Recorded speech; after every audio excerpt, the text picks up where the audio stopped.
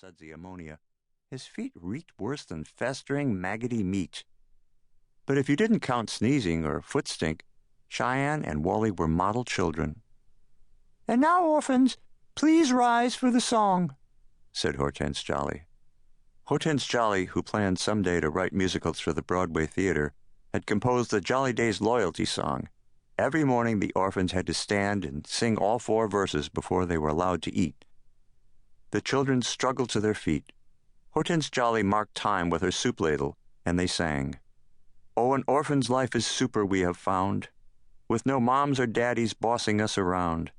There's no better friend, by golly, than our precious Hortense Jolly. We will love her till we're 6 feet underground. When we're eatin' steaks, they're always piping hot. Are we ever whipped or beaten? I think not. No, Miss Jolly has a way to make sure that we obey. Do not think that she is dumb because she's smart. If an orphan misbehaves, a siren sounded. If that orphan is found guilty, he is grounded. If he's scolded, it's done sadly. If he's spanked, it's not too badly, and he's never held beneath the water till he's drowned. Oh, our orphanage we love in many ways, but someday we hope to enter a new phase, with a brand new mom or daddy in a home in Cincinnati that will puke our guts out missing jolly days." The orphans took their seats again and began their breakfast. Breakfast was stale bread crusts and tea. Each orphan was allotted just 1 tea bag per month, so after the first few days the tea was only hot water with a faint memory of what was in the bag. Lunch was a bowl of gruel, a thick gray soup that looked and tasted like mucus. Dinner was gruel with little green floaty things that were supposed to be broccoli but looked like boogers. All orphans at Jolly Days grumbled about the food. All orphans but Cheyenne. "I suppose you like eating mucus with boogers for dinner every night," said Wally to his sister. "Oh, Wally, for heaven's sake, it's not mucus with boogers. Achoo! It's soup with broccoli," said Cheyenne. "And things here could be a whole lot worse." "How could they possibly be worse?" Wally asked. "Well, achoo! We could be chained to the wall and forced to eat spiders," said Cheyenne. "That could still happen," said Wally. "Or there could be no Saturday night treat," said Cheyenne. "Oh, right," said Wally bitterly. "What would we do without the fabulous Saturday night treat?" Every Saturday night as a special treat, the orphans were allowed to share a chock-a-doodle-doo chocolate bar.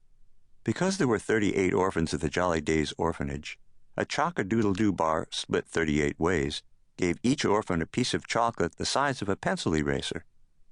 Every day the orphans at Jolly Days had to do 6 hours of chores. Every day they washed the dishes with boiling water. Every day they took large, greasy pots and pans caked with baked-on brown crust and scoured them with steel wool. Every day they washed the windows, chipped rust off the pipes with hammers and chisels, and cleaned the toilets with strong hospital soap. Every day they made up the smelly beds, did the stinky laundry, dusted and mopped the sticky floors with ammonia. At the end of each week, whichever orphan had done his chores the best won a prize. The prize was that he got to wax and polish Hortense Jolly's red and white 1956 Oldsmobile convertible. None of the orphans had ever seen anybody ride in Hortense Jolly's red and white 1956 Oldsmobile convertible, not even Hortense Jolly herself. But the car was so shiny after all that waxing and polishing, you couldn't stare at it directly without hurting your eyes. Jolly Days orphans did not go to school. Instead, Hortense Jolly had invented a home study plan she felt was much better for them than anything taught in schools. She assigned each orphan a letter of the alphabet. Each orphan had to learn every word in the encyclopedia that started with his or her letter. Wally got the A's, Cheyenne the S's.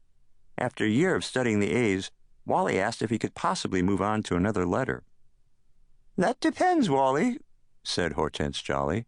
"Do you know every single word in the encyclopedia that begins with A?" "Yes, Miss Jolly," Wally answered. "Okay, give me the definition of the word abelmosk." "Abelmosk," Wally repeated in a good, strong voice. "A plant of the mallow family. Its seeds are used to make perfume." "Good," said Hortense Jolly. "Okay, what's the definition of axolotl?" "Axolotl," Wally repeated. "A salamander found chiefly in Mexico and the western United States." "Fine so far," said Hortense Jolly. "All right, Mr. Smarty Pants, tell me the definition of argala."